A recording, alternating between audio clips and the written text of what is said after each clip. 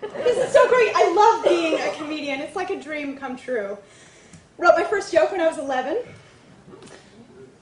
My mom's drinking was so bad. When she quit, she had to go to AAA.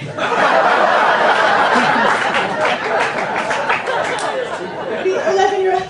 But it was cool because she brought home a lot of free maps. They even plan trips for you. To a meeting, from a meeting. That's like, oh. I'm the youngest of 3 children.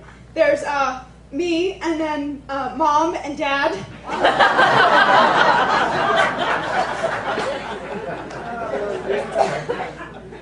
My dad's family is Jewish. My mom's family was atheist, so I want to marry a doctor who's good enough for me. But I don't believe he exists.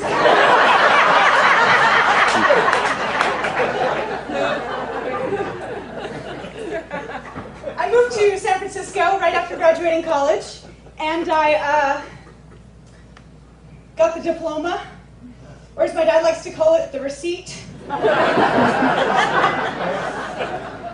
Met 2 guys, one really nice guy and one guy I liked. Made out with him, Jeff.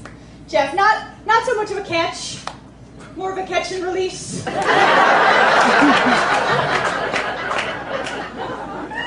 Okay, he was a little dumb. He was kind of like a frat boy without the college.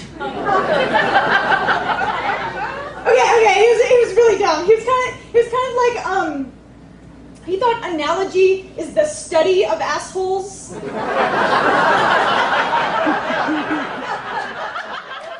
Hi, this is ALICIA DATTNER. I am doing a comedy show in New York called The Oi of Sex. Come see it.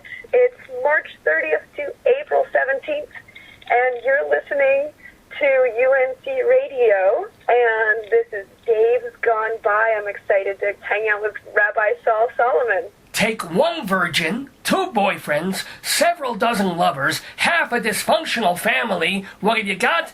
Well, sounds like the Lindsay Lohan story, but no! You have the life of the person that we are going to be talking to on the phone this morning in the neighborhood. Her name is ALICIA Dattner, and she has this one-woman show which is called The Oi of Sex. So 2 things that I love. I love to complain, and I love to shtup. So it's going to be great fun talking with this woman who will have her show. It's playing off-Broadway at the Shetler Studios at the Bridge. She'll explain all that. But you can see her from the end of March through middle of April. She's done a couple of other one-woman shows and stand-up comedy all over the place. Should be a barrel of laughs for me, Rabbi Sol Solomon, to talk with ALICIA Dattner in the neighborhood. Shalom, ALICIA!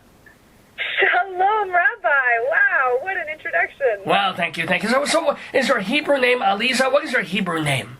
My Hebrew name is Devorah Brina. Now, wait. How the hell did that happen? The brina, I don't know if that's like salt brine or like, Well, that leaves you in a bit of a pickle, but, yeah, no, but, and then Devorah, how do you go from Alicia to Devorah? I don't know. I don't think there was a one-to-one correlation. I think Devorah means bee, actually. Oh. I don't know why they chose that. So maybe it was a relative. Oh, you know, that could be like a back and forth kind of like thing. Well, it could be a stinging commentary, if you will. Get the bee thing. Anywho, were you bat mitzvahed? I was, yeah. Just barely. Do you have any bat mitzvah memories? Oh my God. I remember, I couldn't fully read Hebrew, so I was just sort of struggling. And I just I remember just trying to tape record the Haftorah and listen to it while I was sleeping, hoping I would, absorb it. Did it work? I don't think so. God, that's a great way to learn Torah, if you seep into your head while you're sleeping. Maybe it did, but I don't know. I think I just had a hard time going to sleep. Did you try that with the Kama Sutra too later on? No, didn't. No, you tried that out in bed, but you didn't sleep with it in the bed there. Now we're talking sex with you because sex is a big component of your one-woman show, The Oi of Sex. So it's about what? So you're coming of age and meeting all these men, and as my great Bubby said when I told her about your show, oh, you're basically a slut. Yes. I mean, yes, I hear what she's saying. And there's a lot more context in the show, but it's basically like getting to the place of like going from being a very shy and perhaps not particularly popular girl to like learning about sex and finding the way in to connect with people in this really exciting way. And well, mostly... The way in being the operative term, yes? Yes. A lot more making out than actual... Ah, all right. Okay, so how old were you when, you first lost your virginity, as it were? I was 21. Oh, so you're an older woman almost, and compared to most people much. nowadays. I mean, I could have been married by then. I know, it's weird. Well, yeah. So it's, I actually go into that in the show, about how, like, I'm, like, kissing a lot of guys, but I was waiting, actually, to have sex till I was, for true love. And was it or what you thought was true love when it happened? No, I don't know what it was. Well, God, were you with Bill Cosby? I mean, what was it? It was, I had my first real boyfriend. Ah, okay. And, like, it was, oh, I love you, we're together, like a real relationship. Now, was he Jewish? I thought he was, because his name sounded very Jewish, and he looked Jewish. So, we started dating, and then I just assumed, because I have good Judar, but then... Yes. then he wasn't. Oh, my God. No wonder it wasn't true love. Oh, boy. The trickster. You should, on that first night when you lost me, that was, he's got a long penis. He can't be Jewish. That was it. No, I've got to tell. Oh, please. Right. I remember when I was dating years ago, a girl I was dating said she wanted to show me her hymen, and she brought in her Uncle Hyman, who sold dry goods. It was very disappointing. I can't begin to tell you. So, is he mentioned in your... Because that doesn't sound like an experience that is so memorable that you would craft a show about it. At what point did all these things turn into a show? After many years of actually I stepped back and I actually started looking at, like, what do I really want here in my life? And took a year off, a year or two of total celibacy. Oh, my God. Retooled my entire whole dating setup. I just threw it all out, and I said, I think I want to do something different. And then all the jokes I had written while I was, well, not to spoil people's... those were all the funny things, and I kind of put them in context. What's a joke or two? I mean, you're not going to give away the whole show, but what's a joke or two about the dates that you had, or shall we say the sex dates that you had with all these men? I don't know. Well, like, do you ever... I don't know, Rabbi. Maybe this is not something you have experienced, but have you ever, did you ever wake up next to someone who you didn't mean to sleep with? You mean my wife? Yes, of course. Every day of my life. In my experience, it's like I would look over and I'd be like, oh, so do you want to go get some chai? And he'd be like, yeah, sure. And I'd be like, well, go. Oh, ooh. Ooh. That kind of experience of like, whoops. Well, when you would meet these kinds of men, where you go to dance clubs and clubs like that, were they from other situations? I mean, how would you meet guys that you wouldn't want to really look at in the morning? Oh, well, I mean, that one is sort of the extreme. That, I'm thinking of someone at Burning Man. Oh, God, you went to Burning Man? Oh, I went to Burning Man so many times. Pretty much most of the time. You know what Burning Man is? Burning Man is, for me, in the morning, my prostate. I'm like, oh, it's burning! That's as close as I ever get to Burning Man. Gewalt. So you what? You know what? I've never been. I will never go. What the hell is Burning Man? Oh my God, Burning Man is exquisite. I mean, I don't go anymore because it's a little overrun by people I wouldn't want to wake up next to. but it's this amazing, totally anarchistic, dry, deserty, dusty experience of like being in the desert with a bunch of people and no money and a lot of art and a lot of naked people on drugs. Were you a drug person too? Not very much. I mean, you know, occasionally, and mostly at Burning Man. But did you ever have a really interesting hallucination? Oh, well, I hallucinated that, you know, people were in love with me. Okay. You can put that, if that isn't in your show, you can add that, because that's a good line. I should, yeah. Well, it's kind of, there's a moment in the show where I talk about that. And, yeah, I mean, hallucinations, I wouldn't call them, you know, visual so much as emotional experiences of, like, complete and utter bliss. Freedom. Oh, really? I mean, I don't even get that reading Torah. So you would take this thing and it would really make you happy with no bad side effects? No. Then there would be awful side effects. Like, you know, the next thing would happen and that would be in complete misery. Aren't drugs wonderful? Let me tell you. Aren't they wonderful? Yeah. So can you count on, I don't know, 50 people's fingers and toes how many men you've stooked? Oh yeah. Well, I know it's going to be surprising to you. It's going to be difficult for you to kind of get your head around this, but I've actually only had sex with 2 men. Wait a minute. Whoa. Wait. The whole... Crazy. Hold it. No. I know. Okay, wait. So, and 6... Wait. Your phone just went lower. Hold on. Okay, can you hear me? Yeah, that's better. Okay. So two men and 6 guys. So like 8... Wait. What does that even mean? You know. No, Well, it's 6 guys all at the same time? No.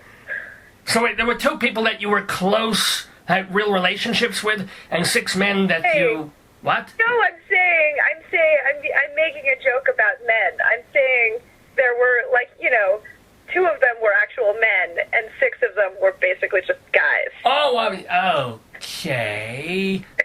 That could be it. That one sort of went over my head. It's sort of. Yeah, okay. I mean, they weren't children. I got scared there for a minute. We're 12-year-olds. No, all right. Bye. So, okay, so 8 total 8 humans. So you call your show the Oi of Sex. It's not like you... Wow. No, it's more like the Oi of making out. It's more like the Oi of kissing. Well, what Oi? Did you ever get a social disease? It doesn't rhyme very well. No. What did you say? No, did you ever get a social disease? A social disease? Well, from kissing, you get mono, you get the herpes on the lip. No, I don't. Not in my experience. Good, thank God. You know, you can get things from kids. You know, this is a public service part of this interview. I was trying to think of a joke for social disease, but I couldn't come up with anything fast enough. Well, Donald Trump is a social media disease. That's close. Right. Kind of. That could work. Okay, so what is it about? Very confusing, right? What is it about my story that's worth telling? Yeah. I think it's that actually it's really universal. I think it's that, like, a pretty common experience of not just women, but, like, men who, you know, we go out and we look and we're trying to find love and we stumble upon sex and we're, you know, grasping for connection and... Quite literally, yes. Literally. And so, like... Well, if you add in all the men that you snogged with, as it were, and you did other stuff with, now does it go into the hundreds? Maybe, I don't know, 100. Oh, wow. Whoa. Okay, my bubby was right. You know. Good Lord. Over a number of years, that's not very many people. Well, I don't know how old you are. How old are you? Sorry? I'm not... You're not going to say. Liberty to say. Okay, fair enough, but I'm trying to 100 over 10 years, over 20 years. You know, it's hilarious. I'm willing to tell you in public how many people I've kissed, but I'm not willing to tell you how many years I've lived. Isn't that just like a woman, as Bob Dylan would say? Funny. So what's a story? What's a funny thing that happened with someone that maybe you didn't sleep with, but someone that you did a bit of stuff with? Right. Well, so let's see. Okay, so I live in San Francisco, but the last time I was in New York, not the last time, I mean maybe 15 years ago, I was on the subway, and I was on my way back to stay at my girlfriend's house, a female friend's house, and this guy starts chatting me up, but I don't know, like I was looking at him somehow, I don't know, is that a normal thing? Do you talk to people on the subway? I look at my shoes on the subway and hope I don't get raped. Please. I know, I don't know. I mean, he was a very innocent looking. He was not a scary, big, Oh, it's the innocent ones you gotta watch out for. Right? So we start talking, and then it turns out he's a screenwriter. Ooh. And then it turns out, his parents he grew up in the circus, and and at that time I had been... Yeah, I wanted to talk about that. You traveled with a traveling circus yourself, believe it or not. Yeah. Well, yeah, because that was the moment where I had been touring my circus around the country. So we were performing in New York. Wow, so you met a kindred spirit on the subway, a real... Yeah, it was just like, why would I talk to a stranger on the subway? And then it turns out we both are in the circus. I mean, is that a coincidence? I know. Did you juggle his balls? I'm kidding. So what happened? So you're talking on the subway. So, I'm just thinking this is a cute guy, and it's right before my big... I didn't know this then, but I was about to, be celibate for a year and a half and just say, like, I'm done with all this. And, I don't know, we talked, and then we both were getting off at the same stop. I mean, I think. Oh. Got off at the stop, he got off at so, walking behind me, and he just says, I thought we said goodbye. Like, oh, nice to meet you, wow, coincidence, we're in the circus. And then he says, can I pull your hair? And I'm like... What? He's talking about, can I pull your hair? Like, that was his line. Was that he's going to show you a trick? I was like, okay. Yeah. Oh, you said, okay. You said, oh, a man you don't know asks you if he can pull your hair. I could totally take him. He was very innocent. He was very small, and, he was not a big, scary man. And you were still upright at this point. It's not like you were on all fours. We were just walking out the subway. Yeah, okay. So, and what happened? And then pretty much, I mean, like, we went to a bar. We had a great conversation. I mean, like human connection happened. Nice. Great. Good. Yeah, it was nice. There was, like, lots of interesting stuff. We talked about screenwriting. We talked about the circus. Sure. I told him about my show. And then we made out a little bit, and then, some fun moments of, like, felt very, like, I'm, like, in New York, I'm, like, being kissed, up against the side of a building, and, as the sun is setting, and... That's hot, that's great, that's lovely. It was very beautiful, it was very sweet. Is there a second act to this? I'm worried now, what happened? No, there's nothing, sadly, it's not that interesting a story, basically. Oh. I get to my friend's house, he drops me off, and he's making out with me, and she's really pissed because it's late. And, oh, your friend is, you mean? Yeah. My friend she's not happy with me, and that was really the sad part, was just like, I'm like, hey, look, I met this amazing guy, look, he's so good. She's like, oh, you? What do you do? Well, it's late. I thought, like, this is a celebration moment, like, look at... Oh. I had this synchronicity, and she's like, I'm tired. Well, what happened did you see... Now, here's the thing. You met this guy. There's a connection, a spark. You're even making out the first moment you meet him. Nothing, no dates. You certainly didn't marry. He was a small, not intimidating guy. So, like, what, am I going to, have a relationship with him? Whoa. So I take it you like big, burly... husky... Yeah, I think I like... John Amos kind of men, sort of thing. No, maybe. Yaphet Kotto, perhaps. It was I live in San Francisco, I was on tour, what am I going to do? I met one or two guys on the circus tour. Now let me ask you, what is your circus specialty? Are you a ringmaster because you're funny, or do you actually have skill sets? No, just it was an audience participation circus. So, I was the ringmaster, and we had just hilarious acts. We had the emotional escape artist, had the self-taming lion man. Well, that's funny. I like this. It's like the David Shiner sort of circus thing.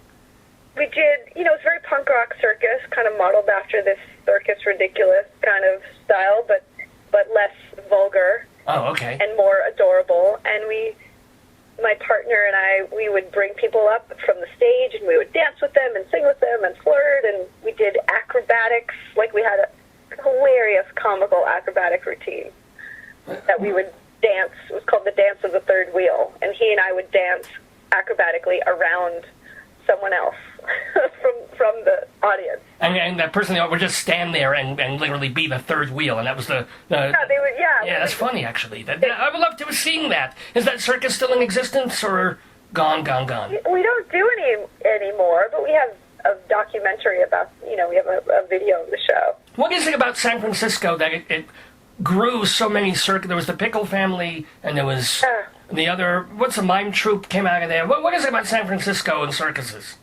Well, it's like you're as far west as you can go before you hit water, and it's like, okay, what weird, crazy idea can we experiment with? There's nothing further that I can do. Let me juggle something.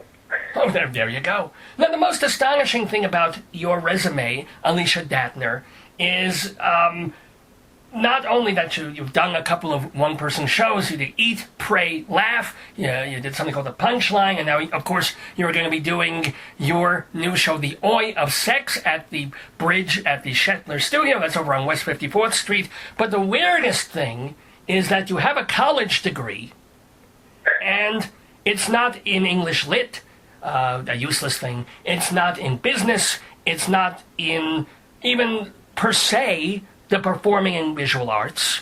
What is your college degree in? Oh, my college degree is in making movies and people laugh. Well, yes, filmmaking. Even Dave has the guy who produces this program has a college degree in filmmaking. But the other part of it, what was it? What you have a minor in stand-up comedy? Sure, in stand-up. There's a school that gives out degrees for stand-up comedy. Well, people will pay for anything these days. Yeah, true. So, but was it worth it? Were you glad that you have a degree? Well, filmmaking is one thing. I mean, it wasn't just a degree in stand-up. You had a double major, yeah. I had the backup of filmmaking. So how many years did you serve as a waitress? I did a lot of video editing, actually. Oh, nice. That was my waitressing, basically. And was this back in the day when you actually edited, like, either with splicing or on a Steenbeck machine, or was it already digital? Who do you digital? think I am? I don't know. You won't tell me. I did that in college. Well, I don't know how long ago college was. I'm still trying to figure out, all right, 100 Men, was that in the course of 3 years? Or 20? Or something? You start kissing I had my first kiss when I was 15. Oh, was it nice or slobbery and horrible? Oh, it was really amazing. Oh, good. Oh, yeah. Maybe that's why you got into, the whole stripping and the whole making out thing, because it was that first one you never forget. And it was right. Yeah. Like, if it were a bad one, I would have a whole other show. I wouldn't even have this show. I would be talking about politics or something. I had my first kiss when I was 5 years old. It was beautiful. No. I was kissing the Torah, but still, it was a very nice thing. It was just a little joke there. Here, you could at least laugh. You couldn't give me a giggle. Did laugh. You did, a little bit. So what did you learn when you were taking stand-up classes in, what college? I forget the name of the college there. It was Hampshire College. Wherever the hell. College. Well, in a way, it was more self-directed learning. So basically, I took some time off of school. I came out to San Francisco, and I just did stand-up. And I wrote jokes. I went out to see shows. I hung out with comics, and I performed. and that was... Did you get credit for life experience? I did. Oh, that's... Yeah, I wrote about it, I added it to my, you can basically take field experience. Oh, that's... Put it into your portfolio, write about it, say what you got, give a performance. I would, so many people, if they knew that they could do that, would do that in university instead of just sitting in a classroom and say. I mean, most people can't do that. Hampshire is not a cheap school. Okay, fair. Oh, then you lost me because I'm Jewish. Of course, I like cheap things, but right. I'm just saying, like most places, you can't go to a place where you create your own major and you have no tests or grades, and you basically just do project-based learning. Well, gives me the idea for a university like that, where you have experts who may help you if they want to, but otherwise you're kind of on your own. Oh, I think I'll call it Trump University. What an idea. There you go.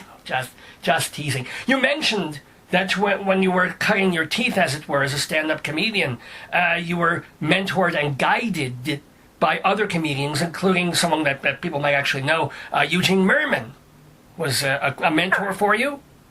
Well, Eugene was at Hampshire, and, I wanted to be a comic since I was a kid, since I was, 8 or 10, and then kind of gave up on the idea because I didn't know how or where, or how to go about it. And when I got to Hampshire, I was like, I'll study filmmaking. And then Eugene had this open mic night, and he was majoring in stand-up. So I met him, and, I realized this is my big moment, and so he had some first moments with me in showing me the ropes. Well, what's something specific that you learned, if not from him, in doing it, or from other comedians? What was good advice they told you? Well, really, really simple.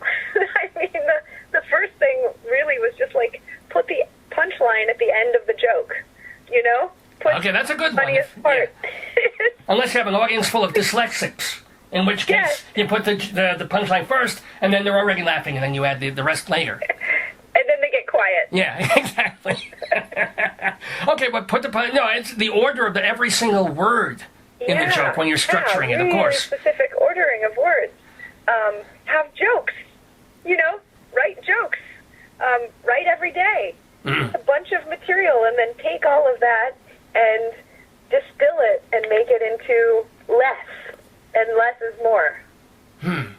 Okay. Was it very difficult to come up with that big 15 minutes and then the 60 and then the 70-minute act? Yeah, I mean, 5 minutes was hard. Yeah. 5 minutes can be harder than 10 sometimes. If you're trying to get on a roll and build, and then having 5 minutes, you've almost got nothing, and the light goes on. But yeah. Right. Do you remember your first stand-up gig, not the circus, but your first bit and what it was like, and did the audience like you? What was it like? Yeah, I mean, it was like totally magic. It was at Eugene's open mic at Hampshire, and I had been writing, material for a month, and he was like, well, so when are you going to get up? And that's not his voice, but... Right, no, certainly. Actually, for people who don't know, you can hear his voice as part of Bob's Burgers. He's one of the main characters on there. True. But okay, so, yeah. So, I said, this is the night. I was about to go up. I realized I forgot my notebook. I'm running, from one end of the building to the other to go back to my room, and I'm just, so terrified and excited, and I'm sweating, and I'm hot, and I'm just my heart is beating so much, and I get up on stage, and suddenly, it's just this is where I'm supposed to be, and it's there's a way where it's almost like going into a trance, I don't know what happened in the middle. I heard laughter, I felt alive, something, I had a great joke about Hanukkah. What was it? Do you remember at all? Oh, let me see if I can tell you. Hilariously, I heckled the person who laughed at my joke. Oh, nice. Now, that's a good way to make fans. Really, yeah, that was... You're laughing, you asshole? Oh, shame on you. Totally. That was not recommended. What was the Hanukkah joke? Yeah, so you know how, like, I love Hanukkah, and I always try to celebrate the spirit of the holiday. Like, you know, if not, I don't always get a chance to light all the candles, but I always celebrate the spirit of the holiday. Like last year, I got in a really pointless argument with my dad that only had enough fuel for one night. Okay, that's cute. That's very He clever. made it last 8. Oh, no, you don't need the 8 part. We get. Oh, if there are Jews in the audience, they'll get it. Well, if there are Jews in the audience, you know, if there aren't... If there aren't, you kind of have to explain, and that's... Have to finish. You're back with the dyslexics again, yeah. Yeah, but no, but it was very cute. That was funny. And it's smart. It's smart humor. That was my first, you know, that was like really my first good joke that I got a laugh on. No, I'm good. Absolutely good. Did you ever do the rounds that stand-up comedians do where you on, at that point, Letterman, where, and I don't mean physically, were you on Kimmel, were you on Ferguson, any of those? Huh? One hopes. Well, no. Letterman had his thing. Thank you. It was willing. It wasn't Bill Cosby. The interns wanted as much as he wanted, as it were. I'm just saying, were you on TV? Were you on any of the late night talk show circuit things? No, not yet. I'm hoping that this will be the moment where I can kind of poke in.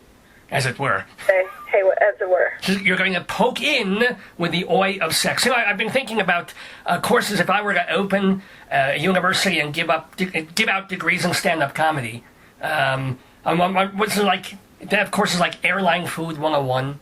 That would be for the real beginners. And I'm thinking, did you have to when you were taking courses? Did you have to read Honey Youngman in the original Yiddish? Yeah. Okay, I thought that was funny. I guess it wasn't. Well, there we go. You have the delayed laughter of the dyslexic. This is good. It's true. Everybody see ALICIA Dattner in her show, The Oi of Sex. Is at the Shetler Studios in the theater there called The Bridge. That's over on West 54th Street, around 7th and 8th Avenue. So tell us a bit more about your...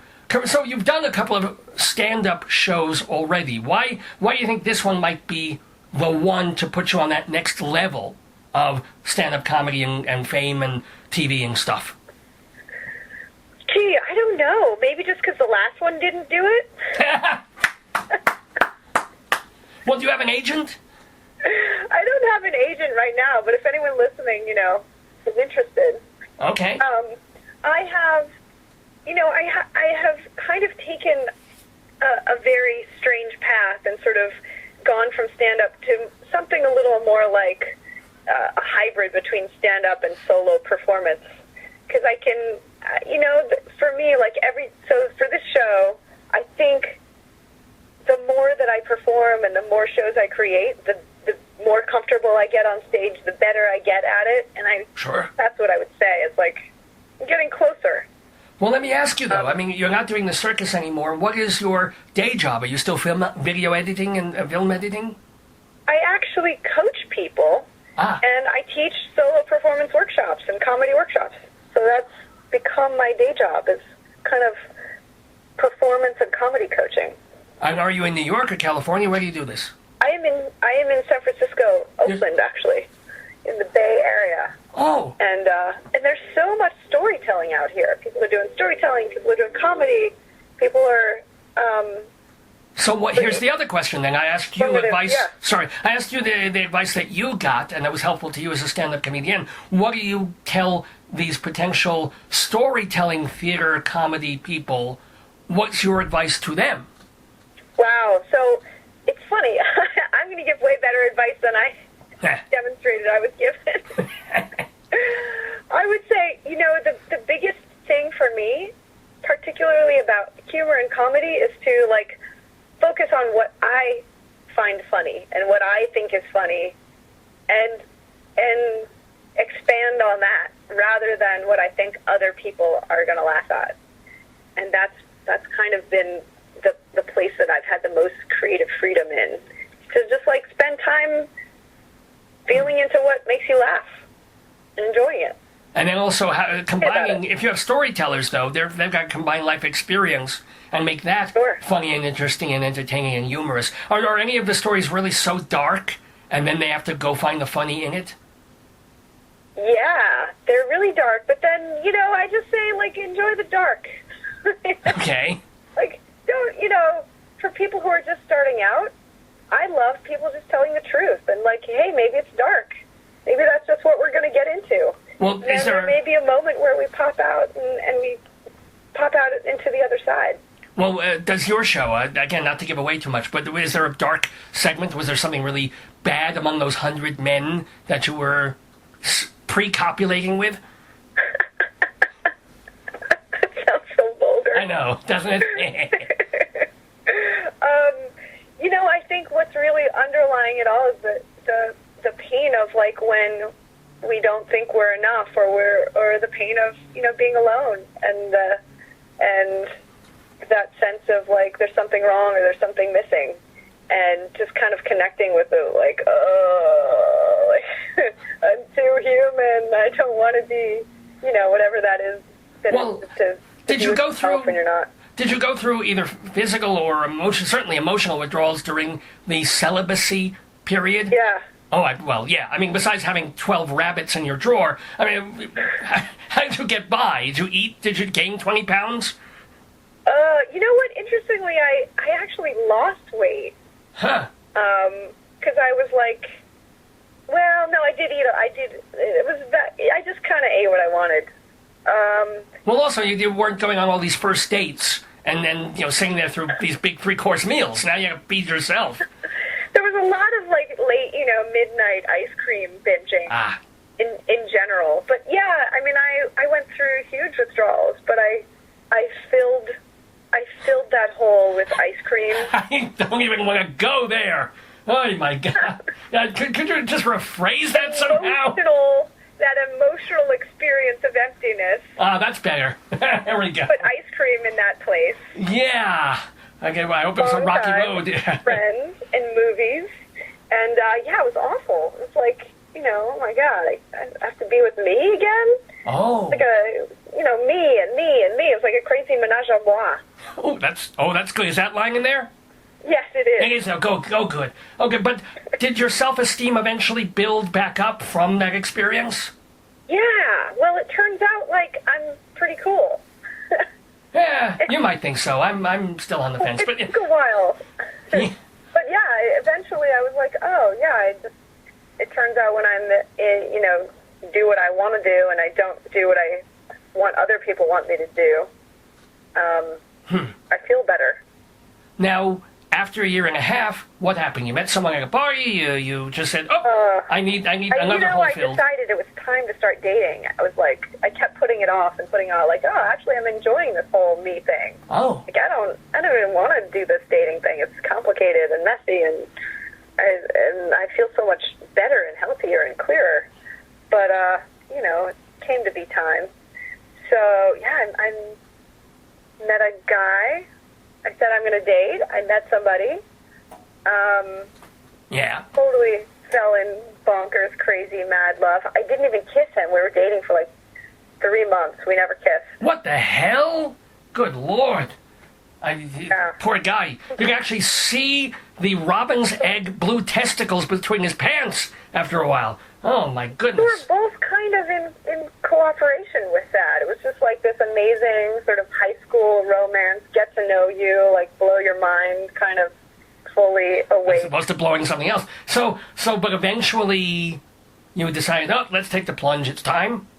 Well, I decided that, but he realized he was not divorced. Oh, whoa, all right. Did you know when you first were... Well, no, I knew he was, it's complicated, but he realized he misfiled the divorce papers. He got a letter, and then kind of... Accidentally misfiled his divorce papers, eh? Oh, he was traveling for 8 months. He came back to the country, So did anything... So you broke up before you even stooped? Yeah, we didn't even kiss. Good. What? Now, okay, now I see why you have a play. Life. There's a story in that. Oh, wow. Do you keep in touch with any of the Happy 100? Oh, God.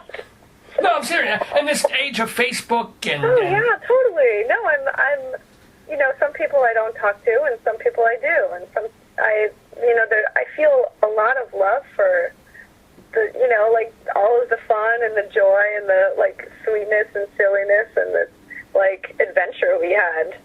Well, no, I'm not saying there's anything wrong with it. Where are you now as far as dating? Is there somebody special in your life? Yes, no, maybe so. I'm open. You want to choose another word for that, please?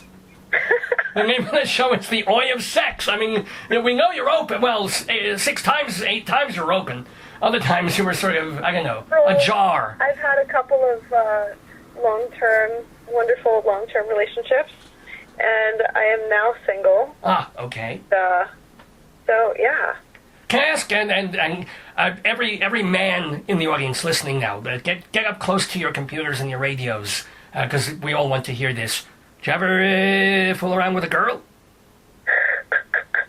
This is so personal, but you have to see the show. Well, the name of your show is The Oi of Sex, and you're talking about guys that you've snogged and then done the tongue thing with, and then 6 times, 8 times did the other stuff with. Of course. I've totally kissed a girl. I've kissed a few girls. You kissed a girl, and you liked it? It's funny. I liked it, but it was sort of like, I could do this, or I could, like, watch a TV show. It was like, this is great. And... Okay. So you don't see yourself having a relationship, though, of having a serious... oh, God, no way. I mean, women are complicated. And no shit. Unpredictable and emotional and intense. I mean, like, 2 women together, there's nothing... Oh, there's nothing better. Nothing stopping... Yes. Like, going into, like, outer space emotionally. Oh, well, yes. I'm sorry, I'm an evil mind, I do. Damper. I don't even apologize for it. I'm just throwing that out there. But can I ask you, like that first 5 minutes that you did on stage when you were at Eugene Mirman's open mic, right? Yeah. Or when it's really going on stage when you do your stand-up, better than sex? That is, well, yeah. I mean, it's a contest. My 2 favorite things in the world are, like, sex and making people laugh. So if I can, like, combine the 2, like, sometimes I'll just, like, write jokes on my inner thighs. Whoa! Just to like, both things happening at the time. Hey, it happens for me all the time with my dear wife, Miriam Libby, because I'll ask her for sex, and she starts laughing at me. So I combine the 2. You combine the 2. I love that. Thank you so much. It'd be really nice if you actually laughed when I told the joke, but we were close. We're getting there. I did. There's this delayed reaction, though. It's a East Coast. It's a telephone. That could be. Oh, that's it. Thank you. Thank you for making me feel better. Blaming the telephone. Now, we're talking about delayed reactions. If you want to talk about ALICIA DATTNER's getting laid reactions, you have to see her one-woman show. It's called The Oi of Sex. It is at the Oi of Sex. It's at Shetler Studios at The Bridge. It's running from March 29th all the way through April 17th. Is it an equity showcase thing? Is it just, or what is it? It's just straight up me. Oh, yeah, no, I meant the contract thing, or however you're doing it. Oh, no, I'm not equity or SAG. Well, in a couple of years you'll start to sag, so you better get the snogging in now, if you know what I'm saying. Yeah, come see me now before you know what. Before it all just drops to the floor. There people, by the way, want to find out more about the show. They can go to your website, theoiofsex.com, theoiofsex.com. Also, you have your own website, Alicia with a C, Alicia Dattner with 2 T's. I can make a TT joke there, but I won't. AliciaDattner.com. She's doing the Oi of Sex for at the end of March through the middle of April. One thing I also wanted to ask, that you've been doing stand-up for a while now. A while. And not just in San Francisco and New York, but you've done stand-up in these exotic foreign countries. What the hell is that like? It's crazy. Well, it doesn't make any sense because nothing translates, even if people speak English. When I'm in Bombay or I'm in Chennai and I'm telling jokes like, you can't do a joke about McDonald's and have people not think about, a cow being slaughtered. So mean, not that I have McDonald's jokes. I'm just saying. It's, Well, no, I get. But who would book you into Mumbai? In other words, how do you even get that gig? well, I have a friend here who's a Jewish Indian comedian. A Jewish. Yeah, he calls himself Mahatma Moses. His Cute. Polit car. And we did a gig at the JCC in Bombay. There's a JCC in Bombay? There is. Like, I guess that's where all the untouchables go. I don't know. Wow. There have been Jews in India for, like 1,000 years, 1,500 years. Well, what was India? I mean, I've never been to India. Was it amazing to go? Oh, it's amazing. There's mosquitoes everywhere. Oh, yeah. That sounds lovely. It sounds delightful. First thing I ask about India is, there's mosquitoes everywhere. Really makes me want to get on a plane. I can't explain to you what's great about it. It's, there's a whole society, a whole culture that's completely based on, a 5,000-year spiritual tradition. It's like... Well, I know about that. Right? We both know about that. Yeah. What other amazing, interesting places have you traveled to and done your show at? Not this show, but maybe previous shows. Yeah, I did, not exotic, but I did the show in London. Well, did they understand English there?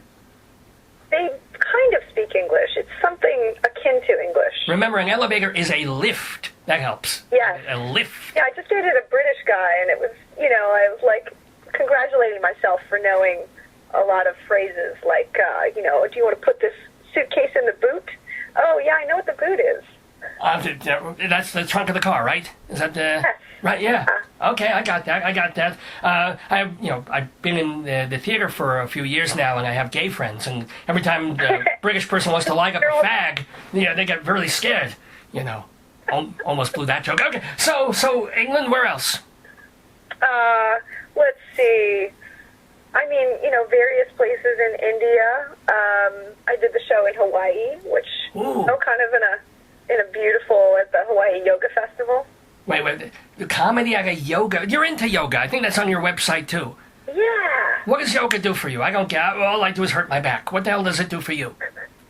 I feel like more awake. I feel more in my body. I feel more... As opposed to other people being in your body 8 times, but yes. I'm sorry. I just feel more peaceful. Just like more me. Okay. Now... More stretchy.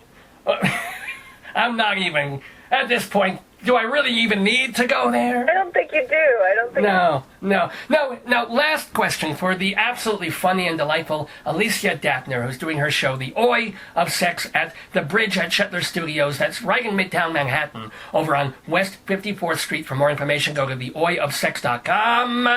Actually, 2 more questions. First of all, what's the worst hell gig that you ever had? Not counting this one. You want to know? Well, yeah, they asked this question. We have a comedy radio station out here in Colorado. It's coming out of Denver. It's all stand-up comedy. And one of the things they do is they interview all the comedians, and they say, okay, tell us about your hell gig. The worst, that you remember that you ever had. Okay. I mean, there's so many. Okay. Thinking of one in Elko, Nevada, where there was maybe 12 people in the audience, and it's kind of like a casino, but it's an empty casino. Oh, God. And yeah. so just, not a lot of teeth. There are not a lot of teeth, but there's a lot of beer, and there's like a mechanical bull, and in the audience, and it's going, and I'm introduced by somehow, not by my name, but wow, look at these breasts. Oh, God. That's really... Why do they even bother booking comedians? Don't they know that's not a place that's even safe for a comedy? Why do they bother? They should just get a honky-tonk band or something. Why do they do it? I don't know. It just, doesn't make any sense. Yeah. What's one other hell gig that you've had? Let's see. I was like comedy in the round, and I'm like the only white girl. It's like that club, and the people are surrounding me. So they're somehow the stage is just in the center. So, you know, I'm up there and my material is just totally tanking. Nothing, you know, and people are yelling, "You suck!" Oh, no, really? Awful, so painful. And so I just departed from my material and I walk out in the audience and I just start talking to people. Hey, what's going on with you? And, like, suddenly everything changes. Really? You know. You turn it around. They love that. With them. Like, they actually wanted to be connected with. Who knew? Yeah. Well, no, I remember you would see comedians at Westbury Music Fair. And it was a difficult gig because they would be in the spinny thing. And would be in the round, and it would spin very slowly. And you had your back to half the audience half the time. You know, it's just like when people are, you know, the people who are laughing hardest are looking at your butt. It doesn't really... Well, that happens to me when people look at my butt. Even my proctologist, he can't keep a straight face. Really, really very, very sad. And the last question, since you are in that open dating mode, and you know, you're out there sort of looking, what is your idea of Mr. Right, or Mr. Right steam, as it were? Mr. Right? Oh, yeah. Well, I don't know. Jewish would be nice. Jewish would be nice. No, not a requirement, but okay. Love to meet a man who is, you know, like... Cut, yes. Kind, who's honest, who's affectionate, who's... not small. Like... You don't like the little mousy people, we know that. I like a little muscle, you know? All right. Like a... We know which little muscle you like, but we're talking about the rest of the body here. You know, who's, like, healthy, who's open, who's good at communicating, who's, hopefully, you know, successful enough to, you know, who wants to have kids. Oh, wow. Love to have a kid. That'd be fun. Oh, that might be fun. And who's into me, who supports and is excited about what I'm creating and gets, like, this big vision and doesn't think I'm just, like, being vulgar and, you know. So basically it sounds like you'll be single until you're 73. But no, I'm kidding. I guess. I don't know. Clearly. Well, who knows? Who knows? Maybe some lucky audience member, they'll look at you at the stage and you'll look back at them, you'll lock eyes, and then a couple of weeks later you'll lock tongues and it might be the one. You never know. So, but if you want to perhaps be that lucky audience member or just to laugh for an hour or so off-Broadway, you gotta go to the Bridge at Shetler Studio, 244 West 54th Street, to see Alicia Dattner in her show, The Oi of Sex. Oi! The Oi of Sex. If there's a sequel, what is it going to be? It's going to be The Vey of Sex? I'm not sure. Yeah, the Vey of Love. That's actually not bad. You might. I won't steal that from you. You can keep that title, even though I helped you come up with it. I get 15%, just cause. 15%. Yeah. Well, it's been absolutely charming and delightful to talk to Alicia Dattner. Please go see her. Check theoiofsex.com for the dates and times and to buy tickets when she's in New York. I do wish you much, much more success and fun with your work and also with your personal life in both aspects of what you do. It's been a joy. Thank you so much. Thank you. Thank you so much, Rabbi. What a pleasure. I totally had a total barrel of laughs. Wonderful. A barrel to you too, and shalom to you.